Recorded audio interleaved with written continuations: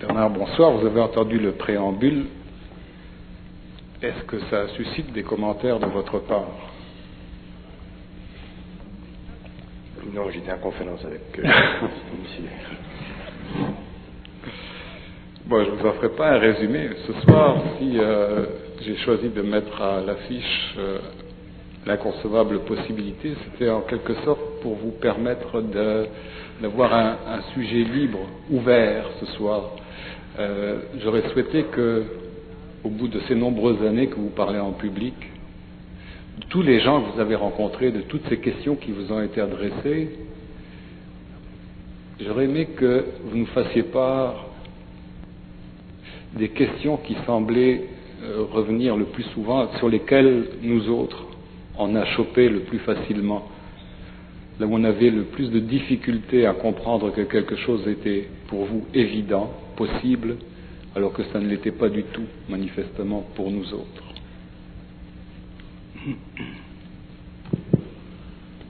J'ai aucune autre question, j'ai rien préparé à part celle-ci.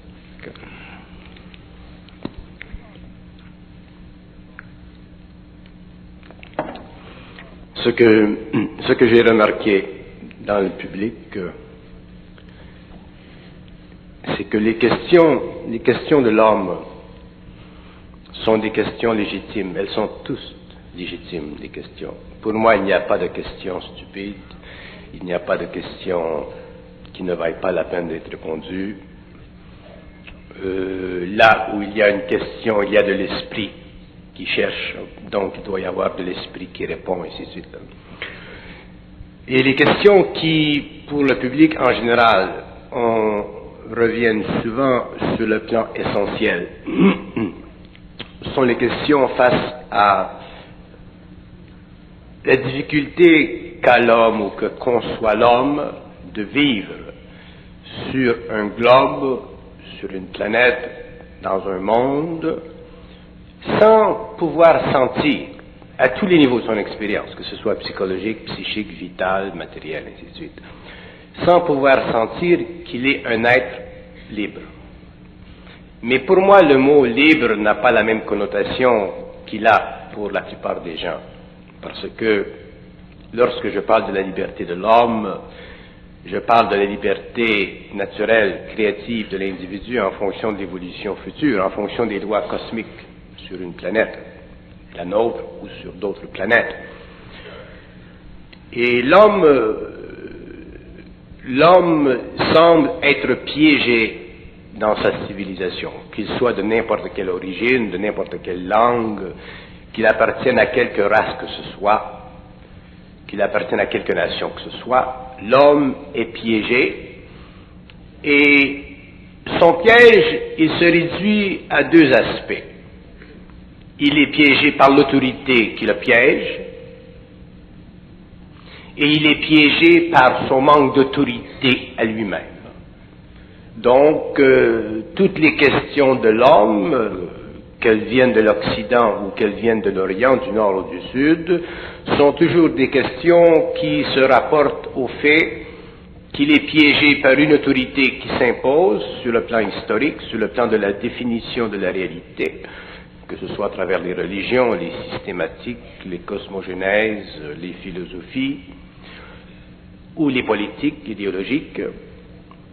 Et sur le plan personnel, l'homme, l'ego, l'être, ne semble pas avoir la puissance interne de définir par lui-même, de par sa propre autorité universelle à tous les hommes, la nature du réel, de sorte que l'homme est prisonnier à l'infini jusqu'à la mort des illusions psychologiques de son moi, soutenu par une historicité totalement mécanique, totalement cyclique, une historicité qui se donne le droit d'autorité à l'intérieur d'une vaste inconscience mondiale, de sorte que l'individu, sur le plan de la question vis-à-vis la nature du réel, se sent impuissant à répondre, non pas parce qu'il n'est pas capable, mais parce qu'on lui a dit que les clés de la connaissance, du savoir, sont des clés qui appartiennent à certains ordres, à certains systèmes, à certaines hiérarchies, à certaines autorités temporelles ou spirituelles. De sorte que la société, la civilisation, toutes les civilisations ont violé la volonté humaine de percer le secret de la vie. Et l'homme, regardant autour de lui-même, regardant les autres hommes, n'étant pas épaulé dans sa constitution interne, ne pouvait pas, ne voulait pas prendre la chance de regarder en dedans de lui-même et d'aller chercher des réponses qui, à un certain niveau d'évolution, eussent été limitées ou limitatives, mais qui, tout de même, au cours de l'évolution, lui auraient donné graduellement une plus grande ouverture vers une plus grande masse d'informations. Donc, l'homme se serait absolument, au cours des années et des siècles, séparé, si vous voulez, de la désinformation systématique que nous avons appelée la vérité, et l'homme aujourd'hui serait capable de répondre à ses propres questions. Il est absolument essentiel que l'être humain réponde à ses propres questions, qu'il ait accès à son propre savoir, qu'il ait accès à sa propre mémoire cosmique. Parce que quoi? Parce que l'être humain n'est pas un être qui doit indéfiniment vivre sur une planète en fonction d'une conscience expérimentale. Et quand je parle de conscience expérimentale, je parle de toute conscience à tous les niveaux de l'involution qui font de l'être humain un être incapable de supporter par lui seul, sur lui seul, en fonction de lui seul, la totale intégralité du savoir universel, cosmique, qui fait partie de sa liaison avec le lien universel, avec son double, avec son esprit, avec sa lumière, son intelligence. Donc il n'y a aucune raison sur une planète telle que la nôtre que l'homme ne soit pas capable d'être absolument autosuffisant face à l'absolu.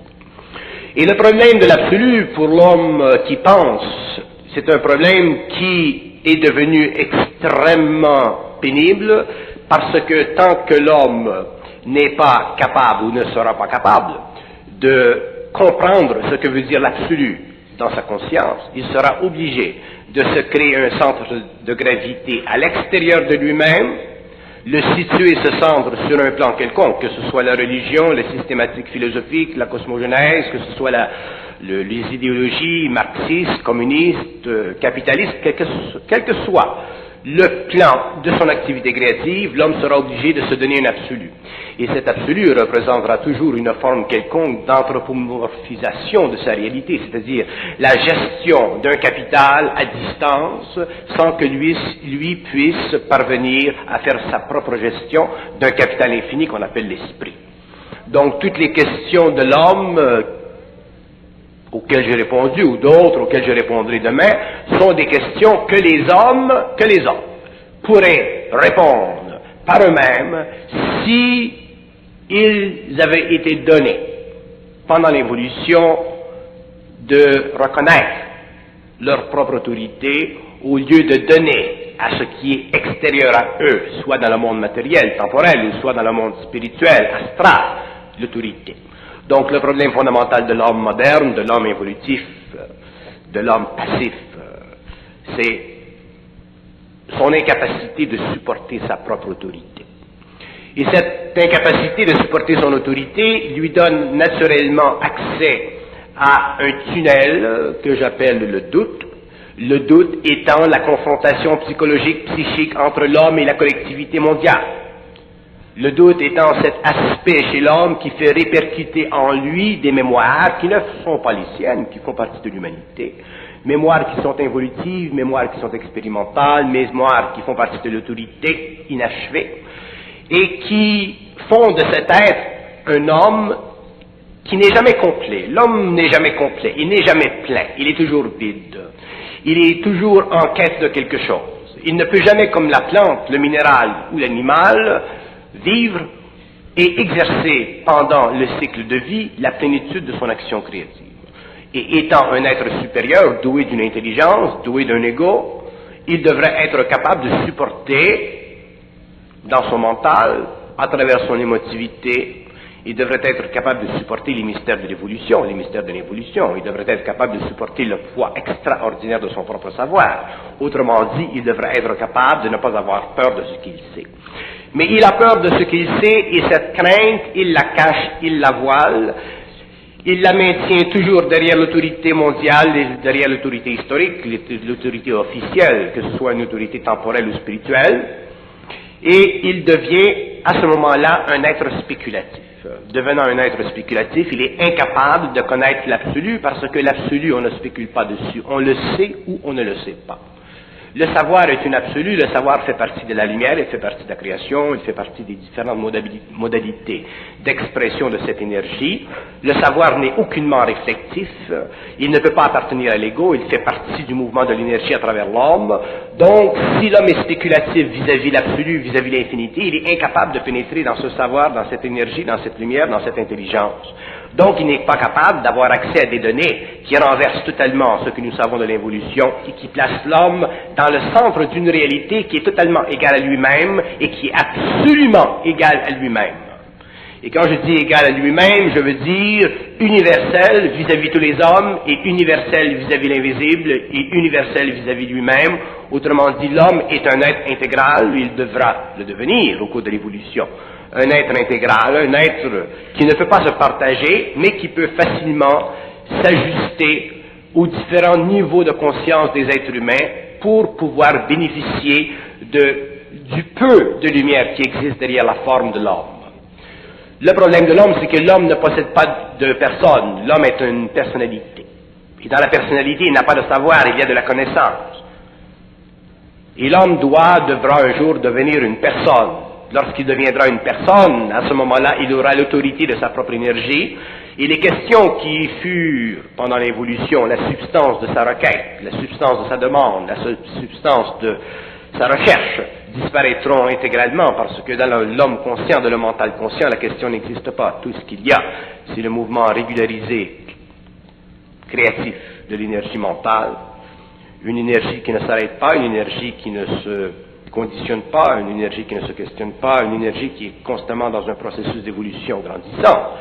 Et à partir de ce moment-là, l'homme, au lieu de demander des questions concernant ses origines, concernant la vie, concernant l'infinité, l'absolu, Dieu, les univers parallèles, les univers invisibles, la combustion instantanée, le feu, le magnétisme, les espaces, l'infinité, le temps, et tout ce qui fait partie de l'organisation interne et externe du monde en évolution, ceci ne fera pas partie de sa convocation devant le tribunal de l'autorité mondiale ou de l'autorité spirituelle. Il sera totalement libre et là, il pourra prendre son temps à créer, c'est-à-dire à développer pour les hommes qui sont en voie d'évolution derrière lui des systématiques qui éventuellement l'amèneront à définir de nouvelles voies scientifiques pour que l'homme un jour en arrive à avoir, sur le plan matériel ou sur le plan éthérique selon son niveau d'évolution, une constante vision de la réalité, c'est-à-dire une constante vision scientifique du réel, c'est-à-dire une capacité scientifique de comprendre l'invisible, c'est-à-dire une capacité scientifique de comprendre l'esprit, le monde de la mort, le monde de la vie, le monde de la réalité, afin de pouvoir finalement se désengager émotivement des limitations psychologiques de son moi qui lui ont été imposées par l'autorité, afin que le pouvoir demeure aux mains de ceux qui ont des pieds d'argile. L'homme découvrira un jour que la réunion de certains principes de vie en lui, réunions qui font partie de la descente de ce que nous appelons l'esprit ou de la lumière dans la matière, fait partie intégrale de la réjuvénation, de la réorganisation psychique de l'être humain. Je regardais hier, alors que j'écrivais certains textes, je regardais que il y a très longtemps, au début de la création, les êtres qui ont donné naissance sur le plan cellulaire invisible à ce que nous appelons aujourd'hui l'homme, ces êtres, à un certain moment, ont perdu le pouvoir d'être en contact avec lui. Et lorsque ces êtres ont perdu le contact d'être en contact avec l'homme, l'homme a perdu le contact d'être en relation avec eux. Donc l'homme a perdu sa mémoire cosmique. Il a perdu complètement la notion de son originalité, de son origine. Il a perdu complètement la notion de ce qu'est l'esprit, il a perdu la notion de l'âme, il a perdu la notion de la mort, il a perdu la notion de la politique cosmique, il a perdu la notion intégrale et scientifique de l'invisible. Et à partir de ce moment-là, l'homme a été incapable de se suffire à lui-même. Donc, sont venus à sa rescousse, au cours des civilisations, de l'évolution des tribus, de l'évolution des civilisations, des grands royaumes, des dynasties, sont venus à la rescousse de grandes forces astralisées, faisant partie de différents niveaux de la réalité mentale astralisée des mondes invisibles, qui ont donné à l'homme une sorte de vision spirituelle de la réalité. Vision spirituelle qui a suffi à l'homme sur le plan émotif, moral, mais qui ne peuvent pas ou qui ne suffiront pas demain à l'homme mental, scientifique, intelligent. Et pendant cette évolution qui a duré des millénaires, nous nous apercevons aujourd'hui que l'homme fut traité à partir des pouvoirs invisibles, occultes, qui régissent la planète ici, comme ces mêmes pouvoirs régissent d'autres aspects de la galaxie. L'homme a été traité comme une bête de somme. Donc l'homme aujourd'hui, l'homme à la fin de l'évolution, c'est une bête de somme, c'est un être qui n'a aucune nobilité. C'est un être qui n'a aucune puissance interne capable de faire face à la conspiration contre lui. C'est un être qui n'a aucune naissance dans son esprit de la nature de la conspiration parce que l'homme lui-même n'est pas né de son premier royaume, il est né du deuxième royaume, c'est-à-dire que l'homme est le produit de la dévalorisation systématique de son énergie spirituelle, cosmique, à travers le monde de la mort qui lui a donné, à cause des lois de la mort, le bénéfice de se réincarner sur une planète tant qu'il le désire, pour finalement perfectionner son attitude mentale, morale, vitale, que nous appelons l'évolution de l'âme, l'évolution de la mémoire. Donc l'homme est devenu un être qui n'a aucune capacité intégrale de se ressusciter sur tous les plans. Quand je parle de se ressusciter sur tous les plans, je veux dire sur le plan matériel, sur le plan vital, sur le plan astral, sur le plan mental cosmique. L'homme est incapable de reprendre conscience, reprendre le contact avec lui-même. Il est obligé de le faire à travers des hommes qui viennent ou qui viendront sur la planète, des hommes qui auront été éprouvés de la même manière que l'homme, mais qui, pour des raisons de travail, pour des raisons de transmutation excessive de leur énergie, seront obligés de vivre des états de fusion instantanés, pour que l'homme ensuite, un jour, puisse en arriver à vivre un état de fusion de plus en plus gradué. Mais ceci est une insulte à la nature humaine, parce que l'homme est un être lumière. Mais ce qui fait que l'homme n'est pas capable de prendre conscience de sa luminosité, c'est que son sens matériel, ses sens matériels sont totalement sous le contrôle de l'astral. Donc la limitation psychique de l'homme, elle est équivalente à sa limitation psychologique, et sa limitation psychologique, elle est totalement pervertie, elle est totalement assujettie au conditionnement social évolutif historique de l'humanité qui a duré des millénaires et qui dure encore aujourd'hui. Donc l'homme est incapable, sur le plan humain aujourd'hui, à la fin de l'évolution, même s'il est capable de lancer dans l'espace des techniques avancées, il est incapable de se rapprocher du réel et de, finalement, comprendre que la nature de la réalité va beaucoup plus loin que la nature de la fiction, que l'invisible est beaucoup plus réel que le visible, que le monde de la mort est beaucoup plus tangible que le monde de l'imagination, que le monde éthérique de certaines intelligences en évolution est beaucoup plus près de l'homme, que le monde cosmique, planétaire, intermondial, confédérationnel est beaucoup plus organisé que l'homme ne peut se l'imaginer, et que ce que nous vivons sur le plan matériel n'est qu'un blueprint de ce qui se passe sur les autres plans dans l'invisible. Invisible qui n'est pour nous que le produit de notre incapacité sensorielle de dénicher dans le monde mental de notre propre infrastructure les réalités qui font partie des autres mondes, des autres hiérarchies, des autres organisations. Il ne faut pas être extrêmement intelligent pour regarder dans l'univers et de réaliser l'immensité du cosmos matériel, de réaliser que des globes ne peuvent pas se tenir par eux-mêmes, que les éthers ne peuvent pas se suffire à eux-mêmes, que des mondes ne peuvent pas par eux-mêmes évoluer sans une harmonisation intégrale cosmique à une échelle qui absolument déboussole le mental humain, le mental psychologique, mais qui fait extrêmement bon au mental psychique supérieur de l'homme parce que ça le rapproche de son origine. Donc, pour répondre à votre question, parce que je ne veux pas continuer comme ça pendant des semaines, pour répondre à votre question, quelles sont les questions qui reviennent le plus souvent vers moi concernant la vie de l'homme? Ce sont toujours des questions qui reflètent, à un niveau ou à un autre, le fait qu'il est une bête de sang. Mais qu'est-ce que c'est qu'on a de plus de difficultés à saisir dans ce que vous apportez comme matériel aujourd'hui? Ce que l'homme a le plus de difficulté à saisir, c'est qu'il est lui-même autorité. L'homme est autorité. À partir du moment où l'homme est autorité, à partir du moment où il y a naissance sur une planète d'une conscience, à partir du moment où il y a naissance sur une planète d'une conscience qui réfléchit, qui pense, il y a absolument un lien entre cette conscience et un plan universel de savoir. Donc il n'y a aucune raison sur notre planète, comme sur d'autres planètes, pour l'homme de se sentir inférieur à lui-même et d'installer en lui des paramétries psychologiques qui font de lui un être qui se sent obligé de comparaître son savoir avec celui des autorités ou avec celui des autres hommes. Tout est gradué dans l'universel. Et l'homme a toujours la suffisance dans le savoir dont il a de besoin. On ne peut pas boire 2 verres d'eau si on a besoin que d'un verre d'eau. Celui qui boit un verre d'eau est satisfait. Celui qui en a besoin de 2, il en boit 2. Celui qui a besoin du pichet en boit. Celui qui a besoin de la mer, il boit la mer. Donc les hommes ont leur capacité d'intégrer cette énergie. Donc les hommes n'ont pas à craindre le mouvement torrentiel de leur propre savoir. Autrement dit, les hommes n'ont pas à craindre de devenir fous s'ils percent les mystères, s'ils percent les murs du temple. C'est une illusion qui leur a été imposée par l'astral. C'est l'astral qui a dit à l'homme, tu ne peux pas regarder dans cette direction parce que ceci est réservé aux initiés, ceci est réservé aux purs, ceci est réservé à ceux qui ont la faveur de Dieu. Ça, c'est de la manipulation, c'est du machiavélisme astral. Tous les hommes de la terre sont, de par le fait de leur nature, de par le fait de leur lumière, de par le fait de leur conscience cellulaire, cosmique, parfaitement organisée sur tous les plans de leurs principes humains, tous les hommes sont autorités. C'est une autorité universelle, c'est une autorité qui convient à tous les hommes, ce n'est pas une autorité qui impose, c'est une autorité qui dispose de la fausse autorité ancienne.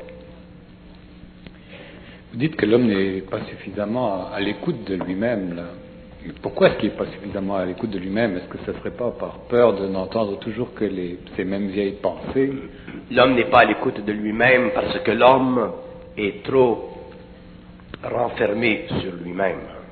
On ne peut pas être à l'écoute de soi-même si on est renfermé sur soi-même. Parce que si on est renfermé sur soi-même, on est renfermé sur quelque chose qui n'est pas réel. C'est lorsque l'homme commence à se libérer du connu qu'il commence à être naturellement à l'écoute. Être à l'écoute de soi-même, ce n'est pas une méthode, ce n'est pas un exercice, ce n'est pas du sophisme. Être à l'écoute de soi-même, c'est une qualité naturelle de la conscience. Ce n'est pas une observation, ce n'est pas un effort. Ça fait partie du lien universel entre l'homme et les plans dont il est l'origine. Donc, la raison pour laquelle l'homme n'est pas à l'écoute de lui-même, c'est parce que l'homme est rembourré et complètement rempli de pensées qui ont été galvanisées, qui ont été, au cours des siècles, utilisées contre sa réalité, pensées qui sont manipulées de l'astral, pensées qui ne sont pas les siennes. Combien d'hommes vivent des pensées qui ne sont pas siennes?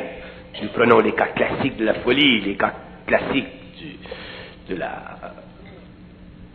ces types maniaques, comme nous appelons en psychologie, qui commettent des actes antisociaux. Ces pensées ne sont pas leurs pensées, c'est de la possession. Donc l'homme sera obligé au cours de l'évolution de comprendre le monde de la pensée, comprendre la nature de la pensée. Il y a un travail, il y a une période de temps nécessaire à l'évolution de son mental. L'homme doit reconnaître en lui ce qui est intelligent et reconnaître ce qui ne l'est pas. Et lorsqu'il reconnaît ce qui est intelligent et ce qui ne l'est pas, il ne peut pas jouer, il ne peut pas se diluer, se diviser dans son énergie. Ce qui est intelligent est bon, ce qui n'est pas intelligent n'est pas bon.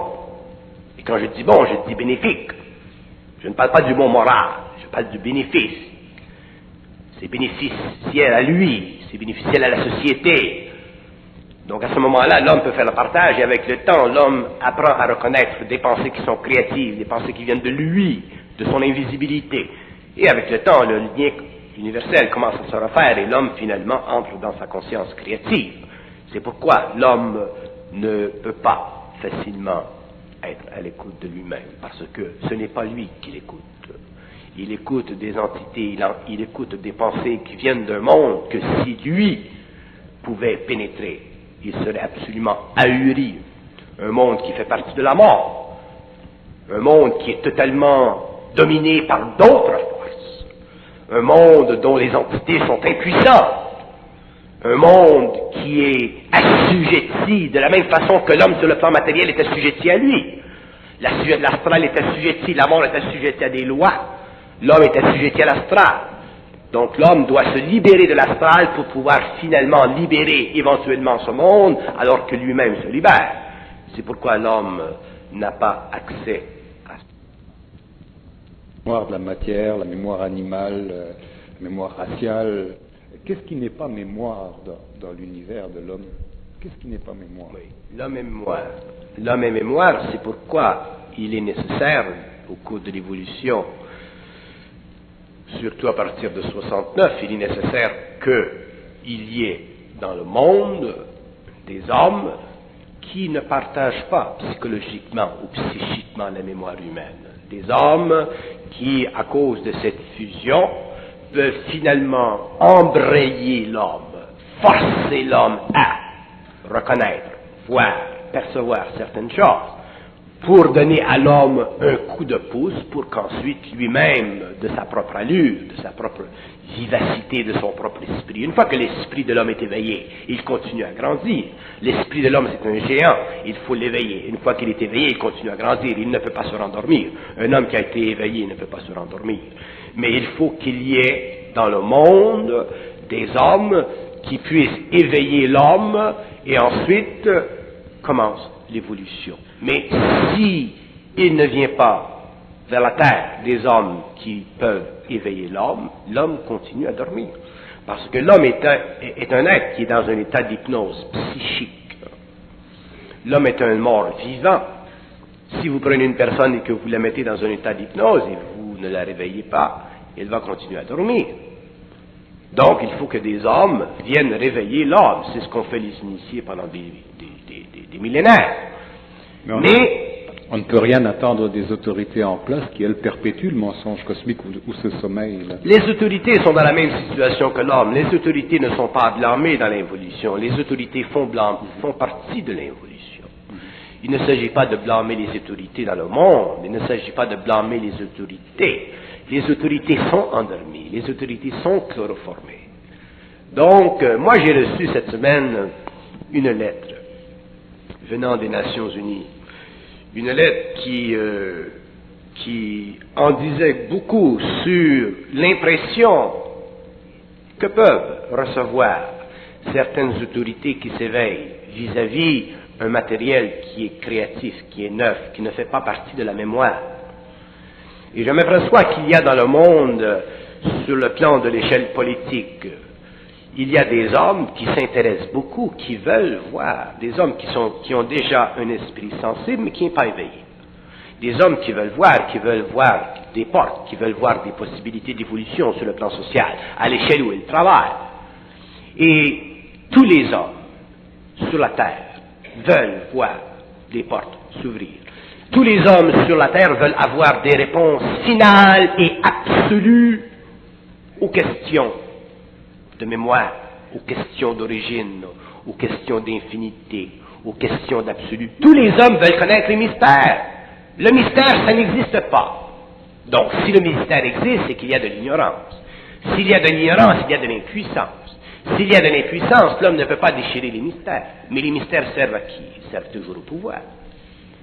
Et l'homme, un jour, sera, au cours des siècles, des générations, l'homme en arrivera à regarder ceci parce que beaucoup de mystères seront expliqués au cours des prochaines années. Beaucoup de mystères seront expliqués dans toutes les langues au cours des prochaines années.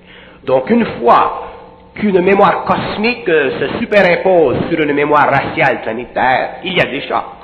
Donc, il est évident que lorsque les mystères seront expliqués à l'homme, les hommes seront amenés, guidés, d'une façon consciente ou inconsciente, à s'approcher de ce matériel, et ce matériel continuera à faire du travail et à permettre à l'homme, finalement, de se constituer lui-même en une autorité pour pouvoir lui-même, au cours de l'évolution, en tant qu'être identique à sa propre réalité, en tant qu'être participant à cette énergie infinie, cet être pourra continuer à faire son travail dans différents domaines.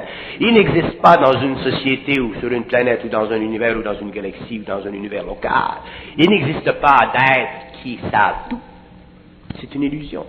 Qu'il existe des êtres qui peuvent parler à l'infini, oui. Mais il n'existe pas d'êtres qui savent tout parce que tout savoir, ça ne veut rien dire. Parce que tout est infini. Donc, il s'agit simplement qu'il y ait des êtres qui soient capables, sur le plan de leur évolution, en fonction de leur évolution, selon leur capacité psychique d'intégrer cette énergie, de transformer l'énergie en intelligence, de transformer l'intelligence en savoir, de transformer le savoir en connaissance pour les hommes qui viennent derrière lui, pour élever la conscience d'une civilisation, d'une planète.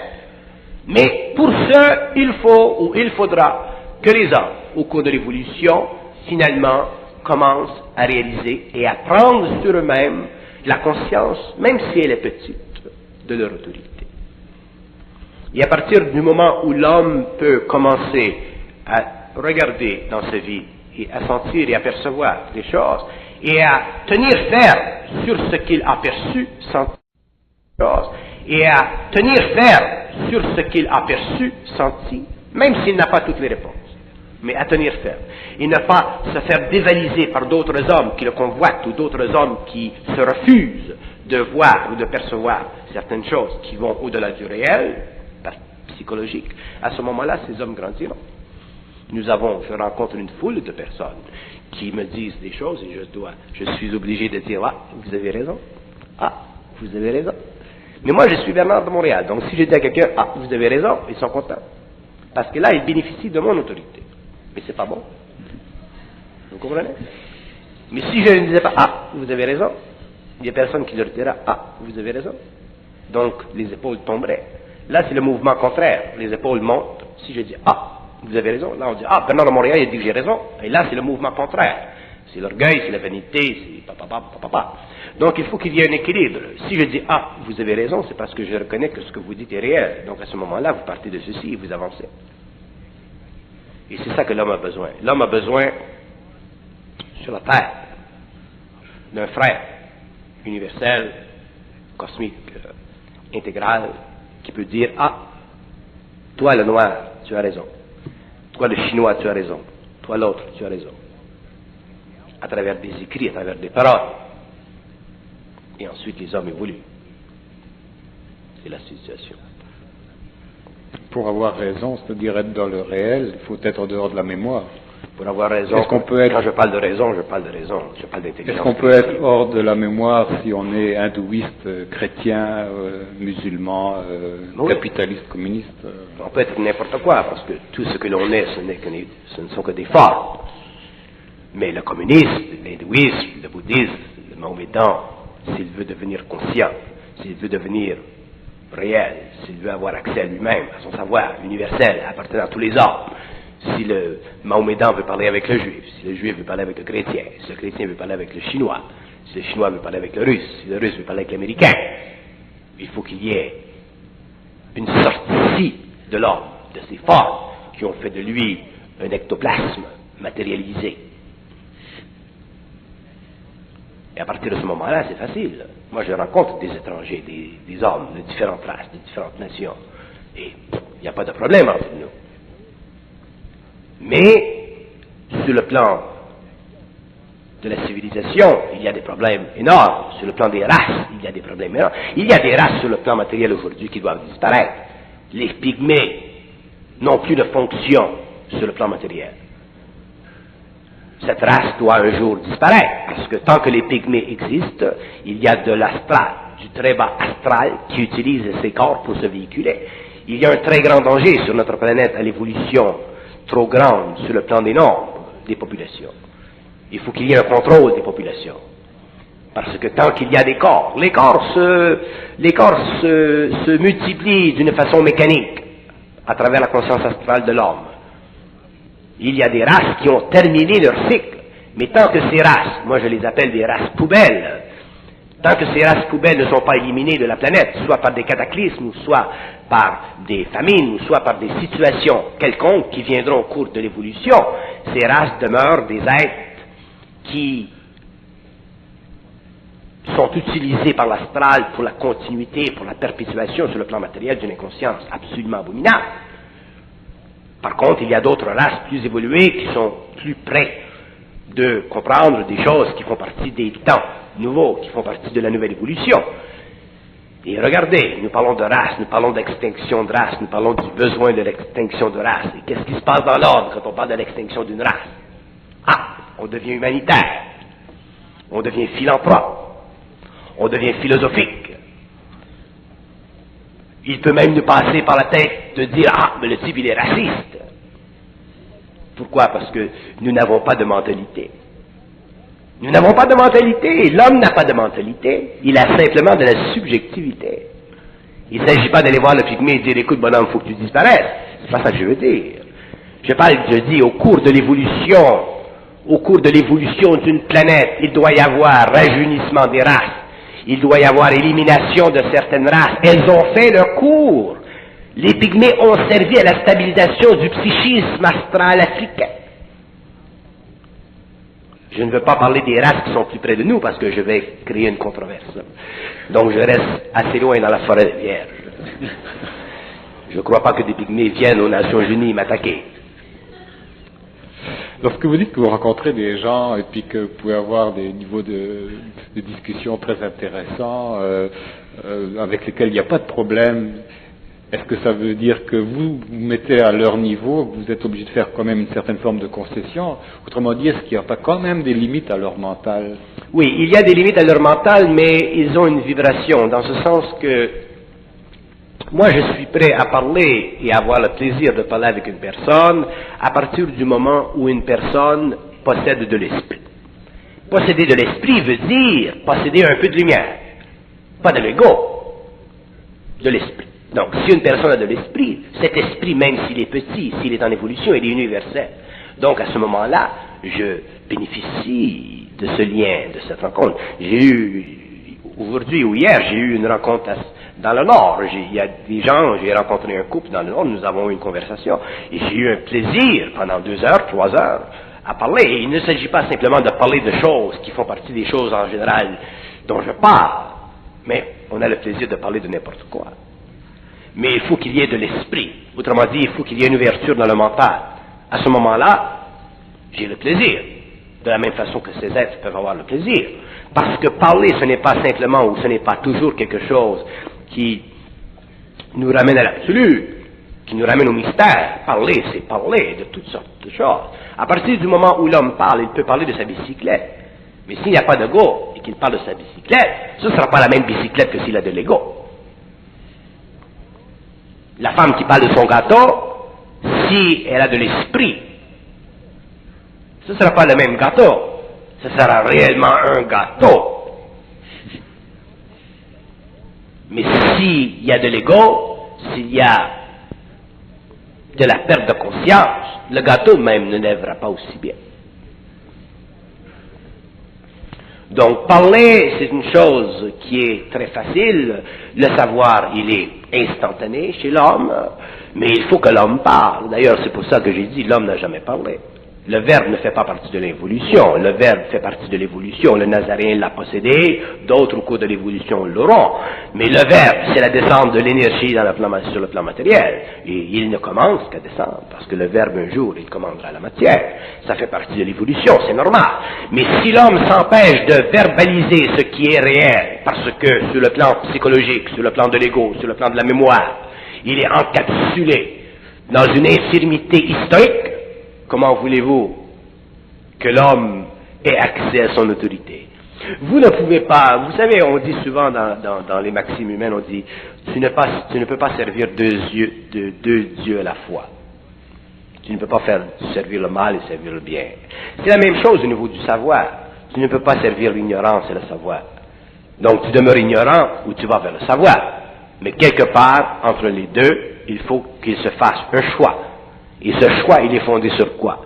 Il est fondé sur ta propre capacité interne de sentir que tu as un peu, au moins, d'autorité. Mais l'homme qui met toute son autorité sur la conscience sociale, qui met toute son autorité sur la philosophie, qui met toute son autorité sur la spiritualité, sur les religions, et toutes les religions, sur les cosmogonèses, il est absolument impuissant. Il n'y a absolument rien dans leur cosmos mental universel qui ne soit pas régi par les lois de la forme. Rien. Il y a des livres, il y a un livre, j'en ai un dans le mental, il y a un livre aujourd'hui qui se promène dans le monde, un livre qui est absolument extraordinaire, au stade où nous en sommes rendus.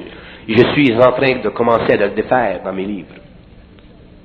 Il n'y a rien qui résiste à la lumière de l'homme, mais à la lumière de l'homme dans l'homme, pas à la lumière à travers l'ego, qui fait de l'homme un être boursouflé d'orgueil et de vanité. Lorsque l'homme est dans le savoir, il faut que l'homme puisse sentir qu'il y a une absence de quelque chose qui n'est pas intégral. Et c'est ça, l'homme. L'homme, c'est un être fluide, l'homme, c'est un être libre, une liberté réelle, je ne parle pas de la liberté moderne. L'homme est un être où existe, où vit en lui, en relation avec son plan matériel, un esprit, un double, sa réalité cosmique. Et cette énergie, elle est en contact avec l'universel, les forces universelles. Donc, ce double, il a accès à tout. Il a accès à toute la mémoire de l'humanité, il a accès à la mémoire de la galaxie, il a accès à tout. Donc, pour l'homme, savoir, c'est la chose la plus facile au monde. Ce n'est pas savoir qui est difficile. C'est commencer à reconnaître que l'on sait un peu. Et deuxièmement, ne pas vivre en fonction de la comparaison qui amène le doute et qui tue dans l'homme sa propre lumière. Donc, il est évident que l'homme qui va évoluer, il va souffrir un peu, parce que enlever de vieux vêtements que nous avons épousés pendant des siècles pour mettre ou poser sur notre corps mental de nouveaux vêtements qui n'ont jamais été essayés, nous ne savons même pas si nous pouvons, si ils font partie de notre mesure. Le doute questionne, l'homme vit du doute, donc il n'est pas capable de savoir. Un être dans la salle qui aurait, dans un instantané, un peu de savoir, il le mettrait en doute 2 secondes plus tard. Vous savez pourquoi? Parce que l'homme qui se conscientisera, autrement dit l'homme qui deviendra intelligent d'une façon intégrale, il se demandera « Pourquoi moi ?» C'est la question classique de l'ignorance. C'est la question classique de l'infinité qui n'est pas capable d'être absorbée dans la particularité du mental involutif. C'est la particularité de la souffrance de l'homme qui devient initié à une réalité qui est plus grande que sa mémoire. Donc il demande « Pourquoi moi ?» Mais pourquoi moi? Pourquoi pas moi? Mais pour que l'homme dise « Pourquoi pas moi ?» C'est ce qu'il dit avant, toujours. Oui, effectivement. Quand ça effectivement, vous avez touché à quelque chose. Avant, l'homme dit « Pourquoi pas moi ?» Et quand vient le temps, il dit « Pourquoi moi ?» Nous sommes des êtres absolument... Il y a un humoriste français qui disait « Le doute, ça se reconnaît au fait qu'il a une ombre et qu'il plane. » Vous savez, on dit l'ombre d'un doute, où il a laissé planer un doute. C'est très physique pour lui, le doute. Alors, est-ce qu'on pourrait dire que le verbe qui est dégagé de la mémoire serait le seul outil ou l'arme absolue de l'homme, son principal allié contre l'astral, contre les forces involutives? Oui. Donc c'est très important au niveau de la communication. Le seul arme absolue dans le cosmos, c'est la conscience. Le seul arme. Et plus cette conscience sera grande, plus cette arme sera absolue. C'est le seul. Le verbe, c'est le seul. Il n'y a pas d'autre. Une fois que l'homme est armé de cette énergie, de cette puissance créative, que ce soit sur un plan ou sur un autre, il se sent plein. Donc, il revient à sa nature. Il revient à ce plan architectural qui a été créé et établi dans les sphères il y a des milliards d'années par les intelligences de la forme. Il devient réel, il retourne à sa source, il n'est plus existentiel. Il ne sent plus en lui de vide, il ne sent plus en lui d'existentialité, d'anxiété, de stress.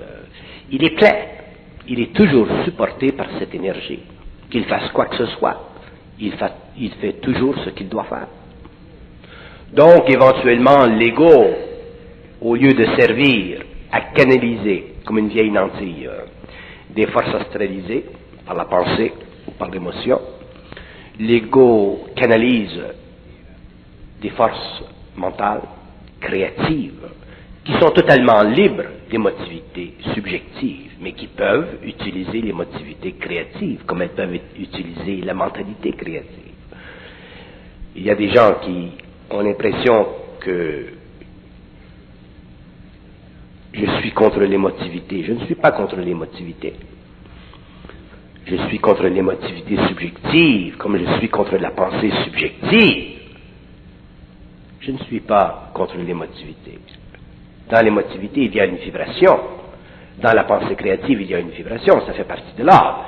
Mais si l'émotion, ou si la pensée, au lieu de donner à l'homme de la liberté, lui permettent de percevoir, de sentir, de se véhiculer à d'autres niveaux de sa conscience, elle le perd dans la conjecture, dans la peine stupide, dans l'ignorance affreuse. À ce moment-là, je ne peux pas être pour l'émotivité ou la pensée subjective.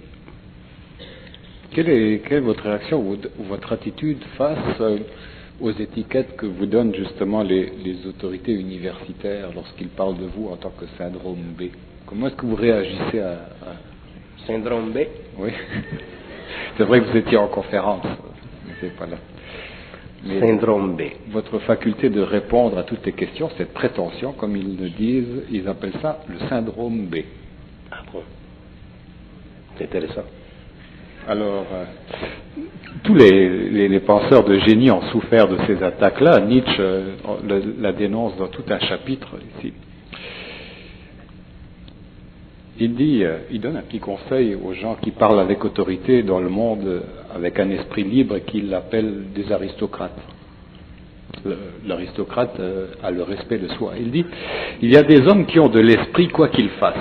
Ils ont beau se forcer, se travailler, voiler de leurs mains leurs yeux qui les trahissent, on découvre toujours qu'ils ont en eux quelque chose qui se cache, de l'esprit. Un des moyens les plus raffinés de donner le change, aussi longtemps que possible, est de se faire passer avec succès pour plus bête qu'on est, ce qui dans la vie ordinaire est souvent plus utile qu'un parapluie. Oui, il a entièrement raison. Nietzsche, c'était un homme qui avait une grande conscience de son esprit. Et d'ailleurs, le fait qu'il ait attaqué le principe de la volonté et qu'il ait dirigé son attaque vers la chrétienté, comme il l'a fait, c'était déjà un signe avant-coureur du besoin chez l'homme de reconnaître son autorité. Mais il y a le danger quand on parle de volonté, parce que l'homme ne sait pas qu'est-ce que c'est de la volonté. Et si on parle de la volonté dans un sens philosophique, on peut en arriver à tirer des conclusions qui mènent l'homme à penser que la volonté, c'est du volontariat. Il ne s'agit pas d'être volontaire dans le sens psychologique du terme pour avoir de la volonté. Il s'agit pour l'homme de pouvoir manifester cette énergie en lui d'une façon qui convient à son identité. Mais Nietzsche, c'était un des grands philosophes de l'involution. Il a eu des prises de conscience internes qui l'ont fait souffrir énormément. Et c'est dommage parce que cet homme n'aurait pas dû souffrir.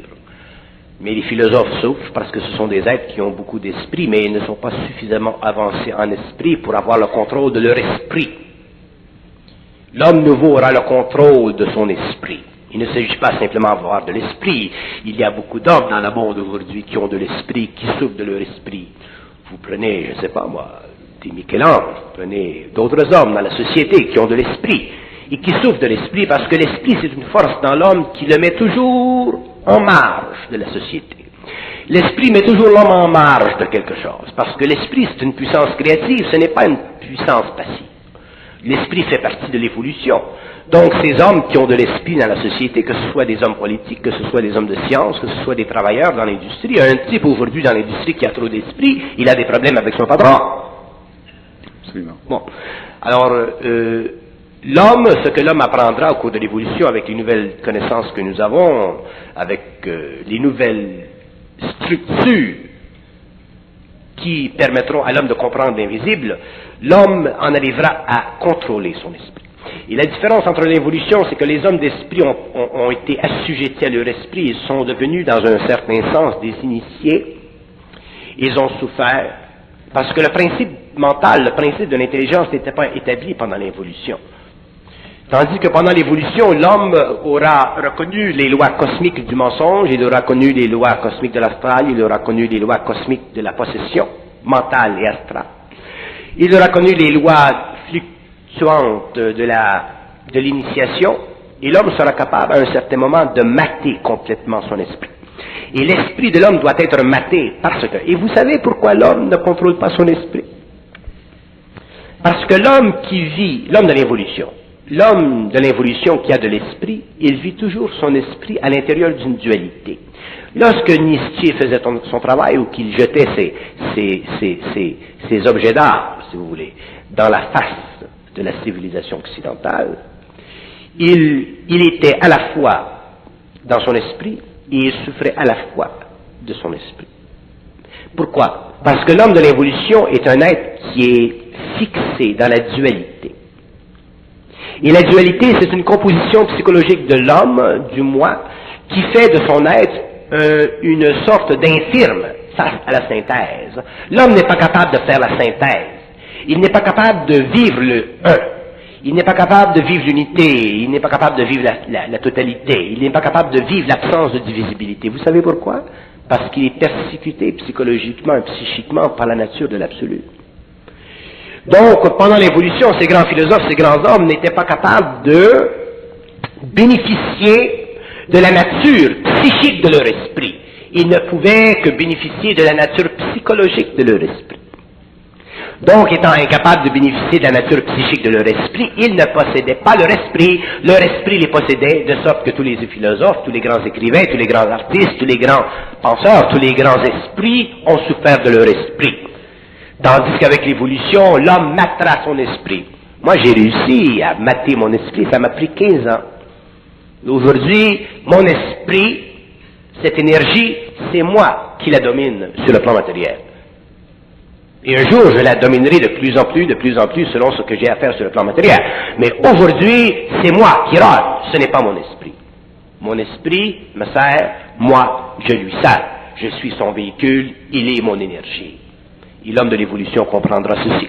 Et lorsque l'homme aura compris que l'esprit doit fusionner avec, qu'il a besoin du véhicule pour son expansion cosmique, intégrale, l'homme comprendra qu'il est, dans le fond, une autorité.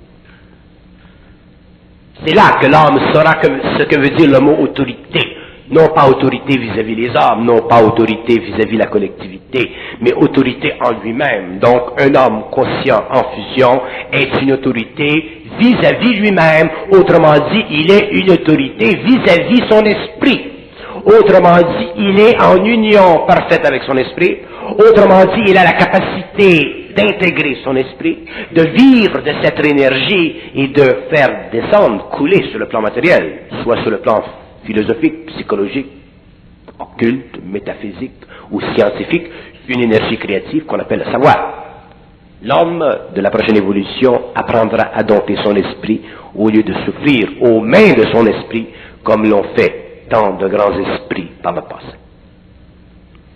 Quand on sait quand on voit ce qu'a pu dénoncer comme hypocrisie chez les autorités en place pour rétablir un peu la royauté de l'homme, un type comme Nietzsche, on sait aussi à quel point il a souffert des contre-coups de cette façon de dénoncer l'hypocrisie. Il s'adresse à travers ses livres à ceux qui vont venir après lui, qui appellent les nouveaux philosophes, et rien qu'à penser à la façon dont ces gens-là vont contribuer à dénoncer tout ce qui est hypocrisie dans le monde, il dit qu'il a le corps qui est parcouru de frissons, et il souhaite seulement une chose, c'est que ces gens-là n'iront pas jusqu'au sacrifice, mais qui porteront un masque intelligent. Ah, très bien dit. L'homme qui sait doit cacher ce qu'il sait. C'est ça qu'il dit. Oui, parce qu'un homme qui sait, qui ne cache pas ce qu'il sait, il devient automatiquement un martyr. Il devient automatiquement un initié. Il devient automatiquement un être encore possédé par son esprit. Tandis qu'un homme qui possède son esprit cache, voile ce qu'il sait, et il le dévoile à ceux à qui il doit être dévoilé. Parce que sinon, il tombe dans l'illusion de la civilisation, il tombe dans l'illusion du besoin d'aider l'humanité, il tombe dans l'évolution de faire quelque chose pour l'homme. Il tombe dans une forme de missionnariat spirituel, psychique, psychologique. C'est une illusion, c'est un voile, il périra. Merci Bernard.